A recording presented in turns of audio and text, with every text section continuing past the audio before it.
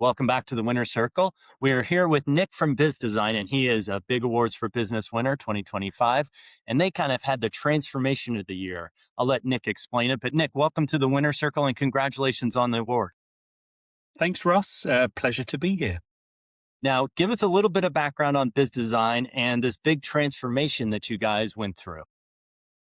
So Bizzdesign is a enterprise transformation tech company, so software as a service, and spanning about 19 countries where we have offices. And basically, this transformation that we did, we merged with two former competitors who were each similar size in revenue terms. So pretty much tripled the size of the company. And that was a pretty major transformation that we've been going through off the back of that event. Yeah, going through any size transformation is hard, let alone one where you're tripling the business and you have all those complexities. But then again, you guys are used to transformation. It's what you do for a living, right? How did you get into this business? How did you get into this weird business of helping people, transform their business? So I've been in the tech space for longer than I care to remember. And through the course of my career, been helping customers adopt new technology, working for tech companies, and came across this kind of space called enterprise architecture, which at the time I hadn't heard of before, and it seemed super niche. And then I had this aha moment where this is like this amazing enabler for large organizations that are complex and have all these silos everywhere. And, they all have strategies and want to change. And it's these silos that get in the way of that change, either teams not having that enterprise-wide perspective or different teams having different agendas, not being able to get hold of the data they need to understand, the impacts and dependencies of that change. And I found that this space called enterprise architecture did exactly that, just created these models of the enterprise that helped large complex enterprises get their arms around all that complexity, understand how they can implement strategy, all the stuff that has to change, the processes, the teams, the applications, technology and data, and make sense of it. And it was like this aha moment. And I studied maths at university. I like this kind of models and structure, and it just all came together. And it's like, this is definitely something to be involved in. Yeah, and I imagine AI is playing a huge role in kind of the evolution of what you're doing. We'll get into that, but give us a sense of what an engagement looks like with your organization and kind of what the software aspect is of it. I mean, are you just putting in kind of the org structure of the existing company and asking the tool to help you, redesign and make it more efficient, or, what is that process like? I'm new to this, so. Okay. So we're a software company. So we're providing the tooling to our customers so they can do this stuff themselves.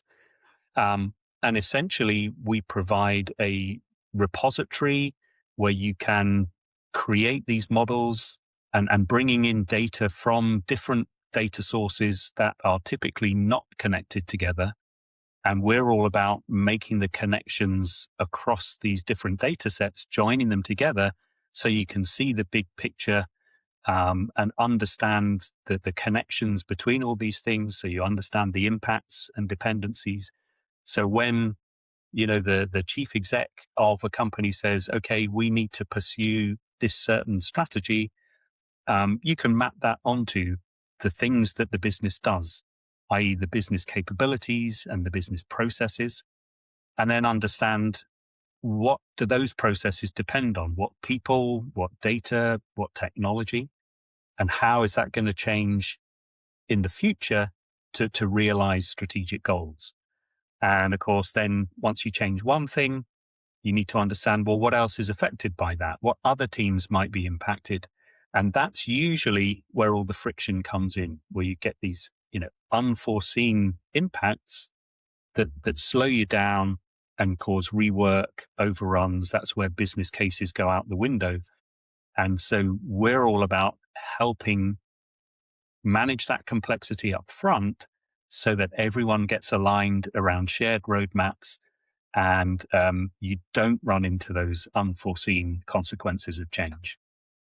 Yeah, and the pace of change is astonishing these days. I mean, between the economy, regulations changing, especially with administrations, and then you have the effects of technology on all of this. It is a massive undertaking. I would imagine, and it's challenging to adapt your software to meet all the needs of all this change.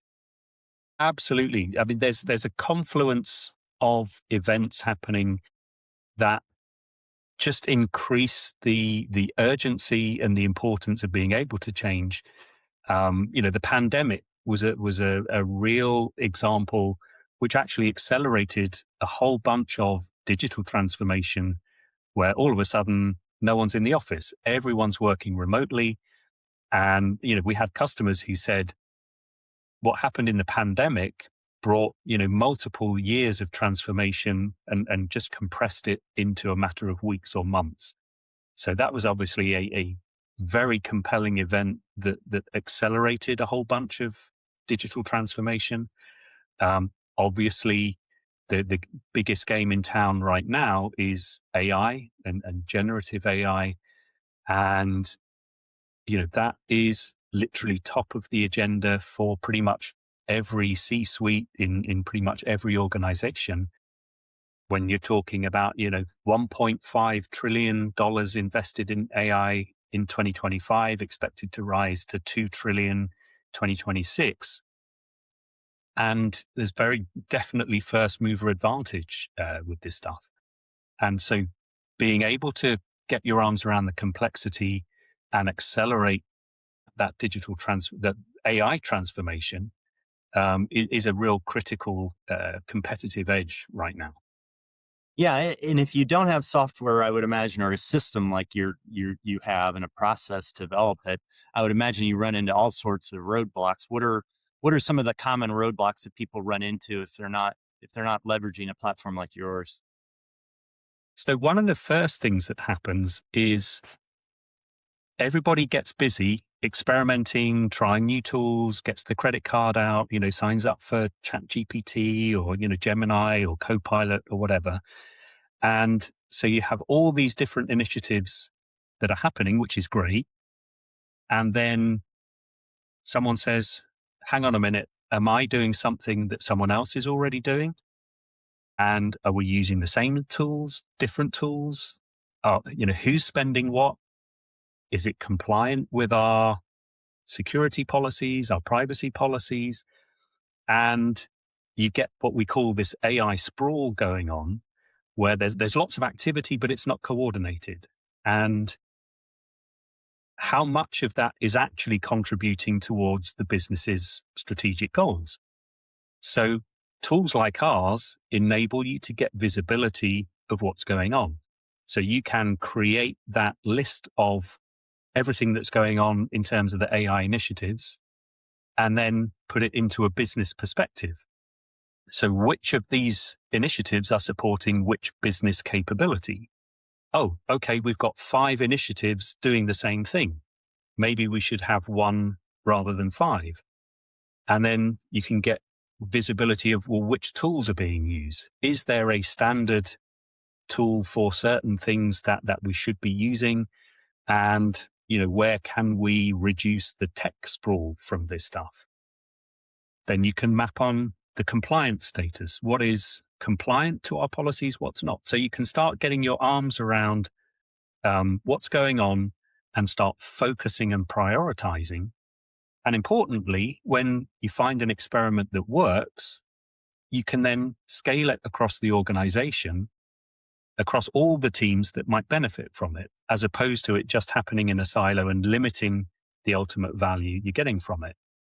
And all those initiatives that may be duplicating effort, it's just wasted effort, wasted time and cost.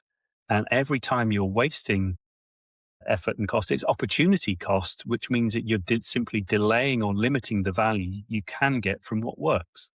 So just applying this kind of portfolio and management approach can drastically improve the impact from these kind of initiatives. Well, and I think you said something at the very end there that I really wanted to hit on, which is you said you've got to focus in on what works. And I think one of the tricks right now is what works, especially in AI, changes on a day to day basis. I mean, you can try something one day and then the next day it works. Yeah. And the pace is really really astounding. And what I see you guys doing is blending the architecture strategy and then really tying into the governance angle and trying to blend all that together. And that's not an easy thing to do. It's not, and governance is a kind of super interesting topic when it comes to AI, because yes, you want to put governance around all these experiments and initiatives, and then think about how you scale what works across the organization. But of course, as we move into a more agentic approach to AI, where you have agents taking on increasing amounts of work, maybe automating business processes, maybe even collaborating across different processes. What used to work from a human governance perspective, where you have humans reviewing new things and approving, yes, we go forward with it. When it's agents doing it, it's happening dynamically in real time, faster than humans can actually deal with it. So the nature of governance is going to change, where in an agentic world, we're going to need to actually write down our governance rules and principles and policies as code, or as data that those AI agents can understand, and provide those guardrails, so they are operating within our guardrails that we set out up front. But it's definitely a time of massive change in many different aspects of how companies work. Yeah, and I think the governance angle will help kind of keep a bounds on it. It can help a CEO or an organization kind of keep bounds on it so that it doesn't kind of return to that sprawl. Uh, I would argue that initial phase of kind of exploration is important, and it may be cost wasteful and resource wasteful. But I think there is an element of brainstorming and creativity that happens so that, humans can start to understand what's possible with these tools. And without that kind of playground, um, I think the worst case scenario is having IT come to you or a strategy team come to you and kind of jam something down your workflow. It's more of this exploration that I see happening with a lot of teams, and then corporations coming in and saying, "We want you to do this, but here's the tool set to do it." Um, I think that's very 100% agree. 100% agree. And um, the experimentation aspect is super important. So you don't want to limit the creativity, limit that innovation. And then it's a question of, failing fast on the stuff that's not delivering the impact and value, but then how you transition the stuff that works into, broader adoption, embedding it into the operating model of the enterprise. And that's where this kind of tooling helps to actually give you that perspective of what is the footprint of this new solution going to be, and what kind of change is involved in actually adopting it across those teams. Yeah, and it's almost like you guys wrote this playbook yourself as a marketing campaign or something, having this big transformation yourself as a transformation company. But what better way to, I guess, eat your own dog food, um, as we say. Yeah, Is that and we Is are that doing that. I American mean, saying? yeah, or drink your own champagne Drink your own as an champagne. alternative. That's probably a But better one. What as you guys went through this process yourself, what were the technical and kind of cultural challenges that kind of surprised you? so I think um, tripling in size, and actually more than tripling in headcount, is hard. And we knew it wasn't going to be easy. And I think, those cultural aspects are actually super important. And I would say the technical aspects, the technology aspects of merging, while not trivial, are not the big thing. And it's definitely about the people, bringing people together. We just had our company kickoff last week, got the whole company together in one place. And it was great because you get that energy, the alignment, people making the connections across teams, geographies, where different companies that people have come from.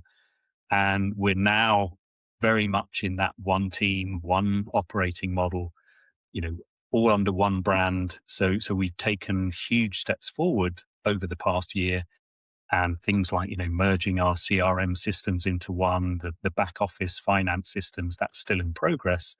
But it feels like we're much more one coherent whole now going forward. And then that's pretty powerful. Yeah, it's the cultural aspect of that, especially with that many people. I think it's a great idea to have an all hands. Just getting people to see eyeball to eyeball is something, and then I think everybody probably breathed a collective sigh of relief that they were all there. I know during those types of transitions, you're like, are we going to make it? Um, on the other side of the house, you've got your customer base. You have these three customer bases coming together. I imagine there was some overlap amongst the three. How did you protect that customer experience? You obviously had three cultures coming together. How do you deal with that from a customer experience standpoint? So that's a good question. And, there are some complexities around that. And there was and is some overlap between the products that came together in the portfolio. And so now we take very much a solution approach with our customers. So thinking about what solutions do they need rather than products. And then we help them identify, what's the best fit of the products in our transformation suite, as we call the collection of these three products now, to meet the needs of the customers. And one of the benefits of coming together is the geographic fit between the companies was actually really nice. So each of the three companies had strengths in different geographies. So Bizzdesign, headquartered in the Benelux, was very strong there, and the UK. Mega International, French company, really strong in France, Italy, and Latin America. Alphabet, headquartered in Germany, really strong in Germany, Austria, Switzerland, but also the Middle East. And we all had some presence in North America and Asia Pacific.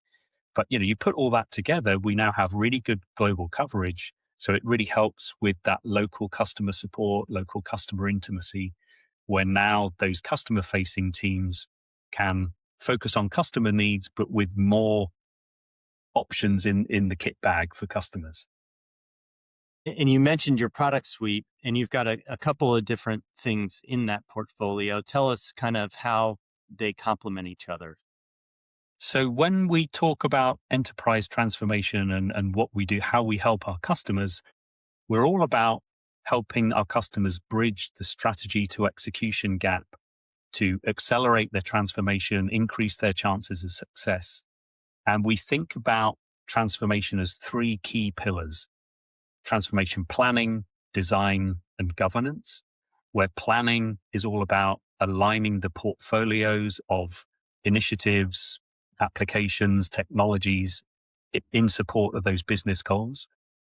Transformation design is all about architecting what that future enterprise should look like across business, data, technology, connecting the dots across all those different areas.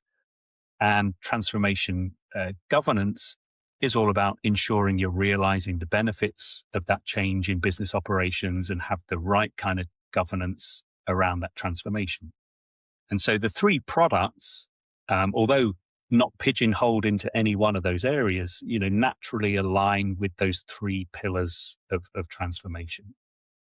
And of course, with AI becoming more mainstream, we have a lot going on around AI enablement across that suite, but also adding if you like, connective tissue collaboration layer across those three products to really engage more users who can get more value from the data they already have.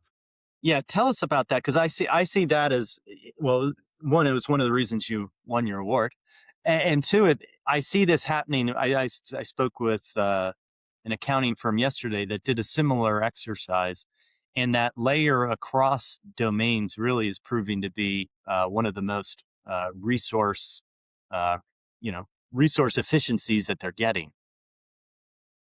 So there's a couple of interesting points of research that led us to where we're going right now. And the first was our own customer interviews, talking to uh, customers and non-customers actually, who said, for the kind of stuff we do, historically, a lot of the tooling has been expert tooling. So used by architects of various different types, business architects, solution architects, technology architects, and of course, enterprise architects as a core user base. And many business stakeholders wouldn't really use this kind of tooling.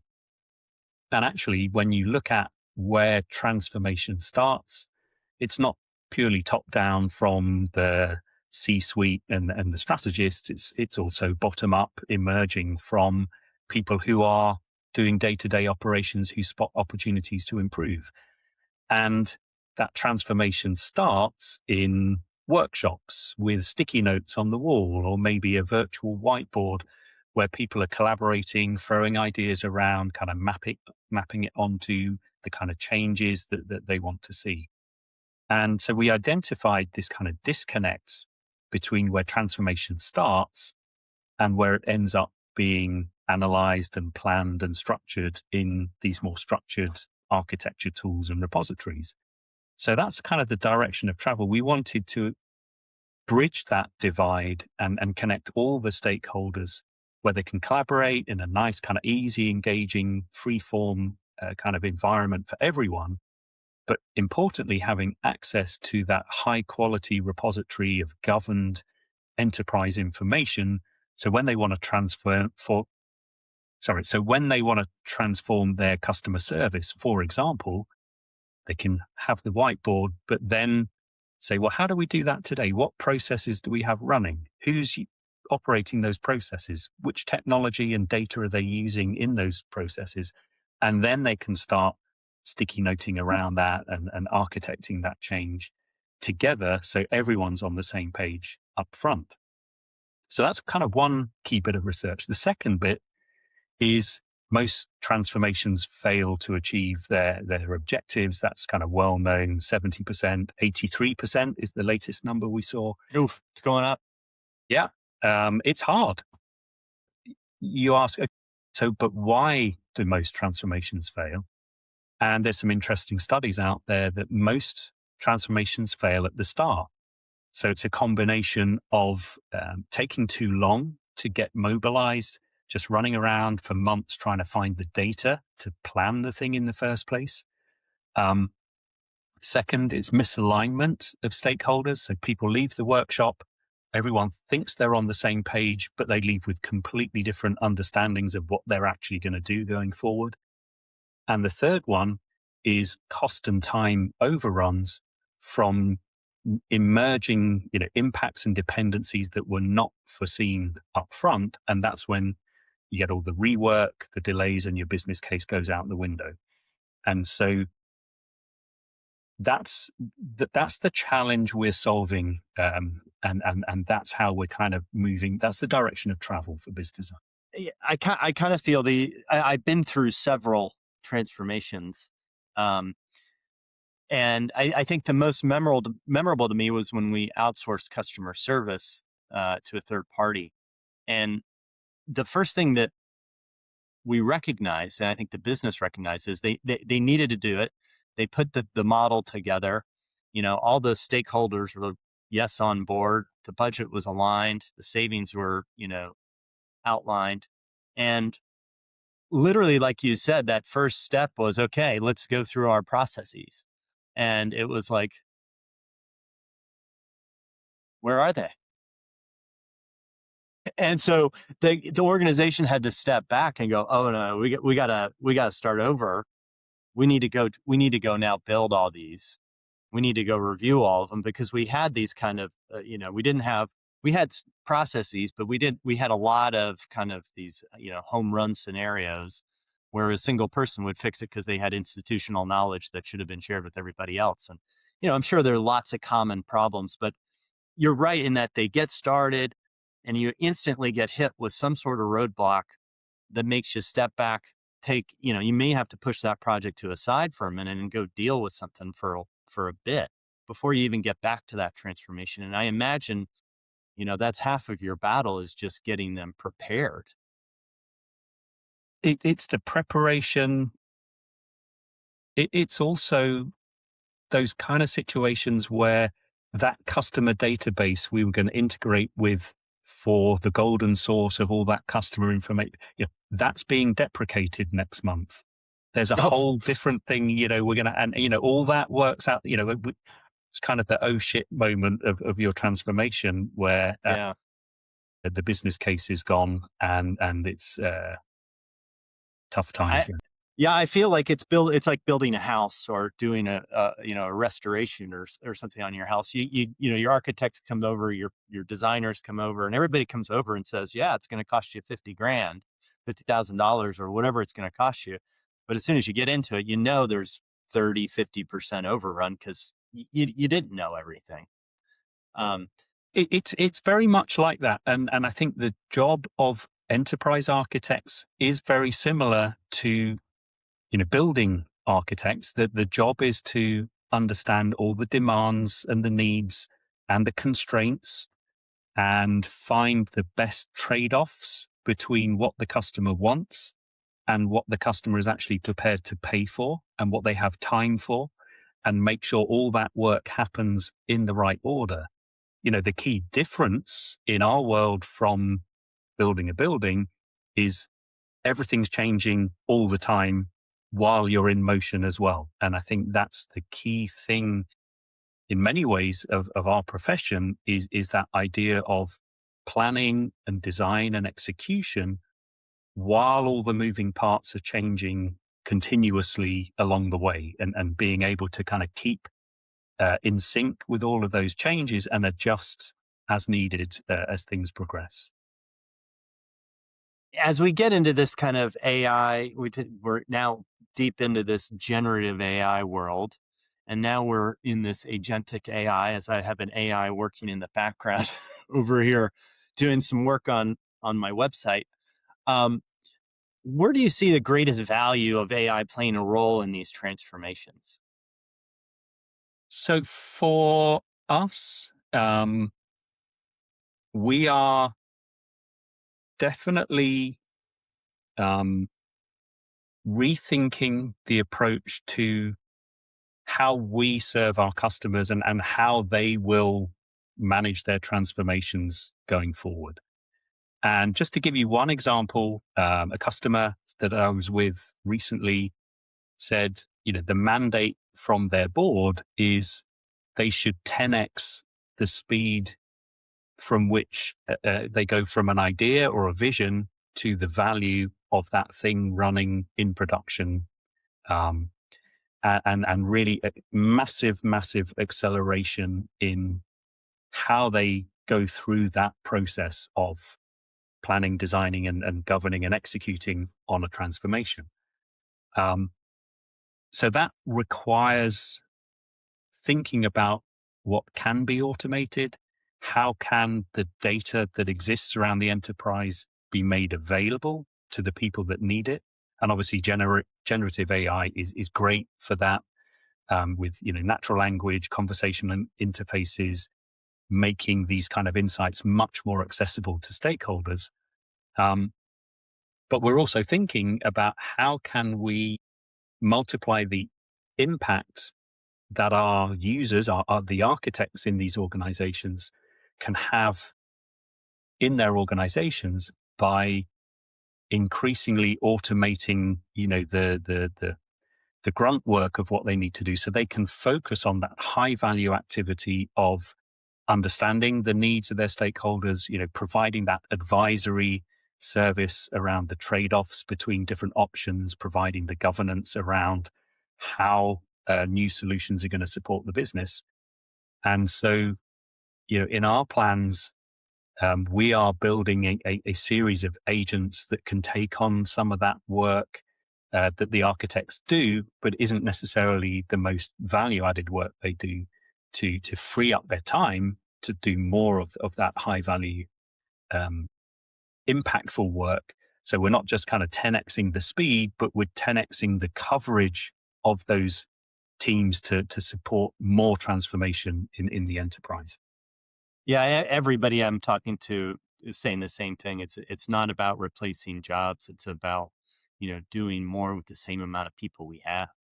Um, and I'm sure there will be some, position shifts, but we need people, and those companies want all the gains and productivity gains and dollar gains they can get out of this. So they have the budget for those people. Yeah, and I mean it's we're in very exciting times, and this is one of those huge inflection points that's probably similar in nature to the Industrial Revolution and the emergence of computing. So fascinating and very exciting times to be living in, kind of potentially scary as well, because we just don't really know what the full impact is going to be. But it's exciting to be in the middle of it for sure. Yeah, give us a sense of kind of a before and after of one of your transformations. Doesn't have to be a giant one, but give us, you don't have to use any names either, just kind of a sense of like, kind of where did they start and where did they end up? Um, that's a good question. Think about energy. There's a bunch of oil companies out there who've spent over 100 years taking oil out of the ground and refining it and selling it in gas stations. And that as a business model is not going to sustain those companies going forward. So they need to, drastically transform those organizations to do different things, to become more green energy partners. For example, building wind farms, solar farms. What do they do with that forecourt retail space if they're going to have less gas stations? So it's, how do they transform the retail operation?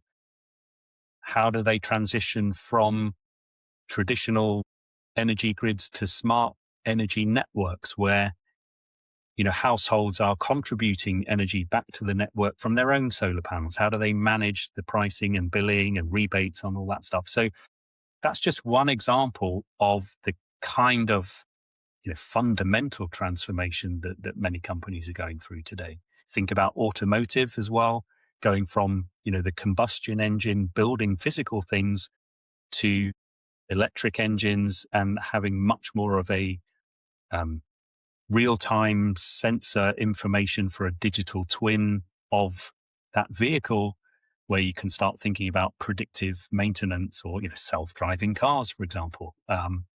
These are all sectors going through very rapid transformation. And you look at the whole kind of professional services space around legal, consulting, generative AI is going to have massive impact on all forms of knowledge work. Well, and you guys seem to be helping everybody through these transitions. And, I think a lot of times we get stuck into architectures and, automations and everything. And we have to step back and realize, A, we're doing it for people, our own employees. We're also doing it for our customers who are generally people. Everything we do on earth is generally for people. Um, what leadership principles kind of drove your methodology in dealing with these principles and dealing with these, people? Ultimately, it's customer focus. We are here, we exist to create value from our customers, and we will be successful if they are successful. If what we deliver to them in terms of our software products and our services enables them to create value, they will continue in investing. And if we don't, they'll vote with their feet.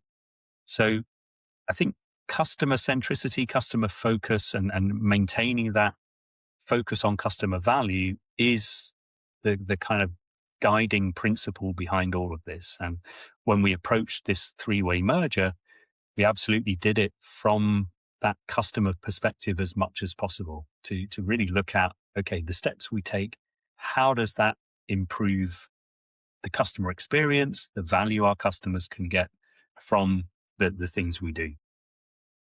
And so if I'm a COO or a CIO watching this and I'm thinking about my legacy business and transforming it, what's a step or two I could take now to kind of ensure that I've got a smooth launch into, getting this off the ground? So,